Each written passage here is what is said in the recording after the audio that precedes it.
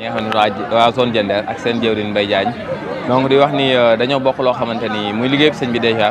bokkaat li nga xamante ni mooy zone Kayor bi nga xamante ni léegi ñu te ku ni Kayar wax Diender te taxawaay bi depuis boobu ba léegi ñu xool ni édition yi fi am ak lépp loo xamante ni xew na fi ñu ngi ciy teew di ànd ak ñun bis bi ci début bi ba fin bi donc ñu leen di sant bu baax d'abord ci li nga xamante ni yéen a ngi koy jëf année yi passé donc jëwriñ Mbaye ñu ngi lay ziar bu baax a baax di la jaajëfal. salaamaaleykum wa rahmatulah maa ngi nuyu di ziar mbokk taalibe yi di ziar mbokki jëwriñ yëpp di leen jaajëfal si interview bi di sant bu baax a baax maa ngi nuyu mbokki internet yëpp di nuyu ñi nga xam ne ñoom laa àndal muy jëwriñ Andaw mi nekk topp jëwriñ ak jëwriñ Mor mi nekk si kuréel gi ak soxna Fatou mi nekk finance di leen ziar bu baax a baax di ziar jëwriñ Senghar ak waa zone Kayar yëpp. waaw jëwriñ Mbaye ñu gis ni lépp lu Kayar xewle waa zone Diender dañ ciy teew amaana ba jaxasoog mbokk taalibe jaxasoo boo xamante ne da ngay dem ba foog nit ñi zone Kayar lu waral diggante bu ratax boobu lu ko waral. waaw jëriñ question boobu damay sawar di tontu bu baax a baax ndax boo xoolee diggante zone Diender ak zone Kayar mën naa ni si jamonoy histoire benn zone bi la woon loolu tamit nu ànd ak firndeel ko ndax danoo bokk loo xamante ni luñ mënta séddoo muy liggéeyal sëñ bi di Serigne Saliou ba tax na tamit taxawaayu zone Diender si bisu zone Kayar loolu lu war la. ndax boo gisee bis bi nga xam ne waa zone Diender moom lay xewaloon si mois de juillet bi passé si nawet bi ànd ak loo xamante ne mooy taw bu fort te waa zone Kayar buy ñëwee dañoo jël bés bi moomal ko seen bopp am si taxawaay boo xamante ni mën naan waa zone Diender mën lu leen kaa fay ndax zone Kayar buy ñëwee taxawaay nañ si taxawaay boo xamante ni bu am solo la si bés bi kon diggante boobu nag suñu borom des si tawfeex boo xamante ni ba mbokki taalibe di demalante si lu nekk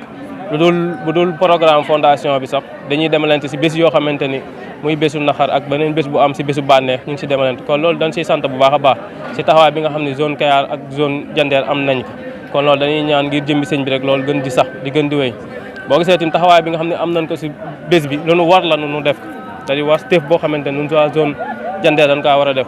waaw te mën noo see fay tim waa zone Kayar luñ si taxaw mën leen a fay ndax boo xoolee suñu bés bi si jamono ji mu nekkoon si jamonoy nawet jamonoy coono ak bis bi xéewal yi si doon wàcc te ñoom dañoo ñëw taxaw si bépp fànn si liggéey bi ak lépp loo xamante ni war na fa rek jour boobu taxawoon nees kon mën naa ni diggante bi ratax gim ratax dañu si sant sëñ bi bu baax a baax di ñaan suñu borom gën noo dimbali gën noo taxawal ba nu matal lépp incha allah rabbi ak saa ñu ngi leen di ziar bu baax a baax jëwriñ Mbaye Diagne leen wax ni ñoom vraiment noonu lañ ko dëkkee ak ñun muy lépp loo xamante ni xewle nañ ko rek dañuy nekk ñi nga xamante ne ñoo ciy njëkk ci bis bi yanu bés bi ànd ko ak ñun ba amaana ba keroog lépp di jeex donc ñu leen sant bu baax a baax leen jaajëfal ne wax lii rek exemple la pour li nga xamante ni mooy fondation bi parce que bu ñu ne fondation zone yi bëri nañ loolu mais amaana lii sabab bi rek mooy ñëpp xamante saafane parce que comme li ñuy wax rek ni ki nga xamante ni moom lañu bokkal daayira bi moom moo ñuy gënal des fois ki nga xamante dañu bokk ndey ak baay te bokkuñu sëñ bi yéen ngeen firndeel ko bu baax waaw loolu moom dëgg la moom ndax olof da kaa wax ndax dañuy ki nga bokkal liggéeyal sëñ bi moom ngay gën a nekkal ka ki nga bokkal ndey ak baay loolu nag fi ndëgoo nag dañ koy gën a féddali tey waaw kon di sant bu baax a baax di sant mboolem jëwriñ yi lépp ci zone Kayar di sant tamit waa zone Kayar bu baax a baax ndax si dalal gi ndax ba ñu ñëwee démb ba tey am na mbokki taalibe fi jiitu ñëwoon démb mais dañ leen accueillir bu am solo waaw loolu tamit dañ si sant waa zone Kayar bu baax a baax ndax tamit ba ñu ñëwee tamit dañoo jël lépp jox nu ko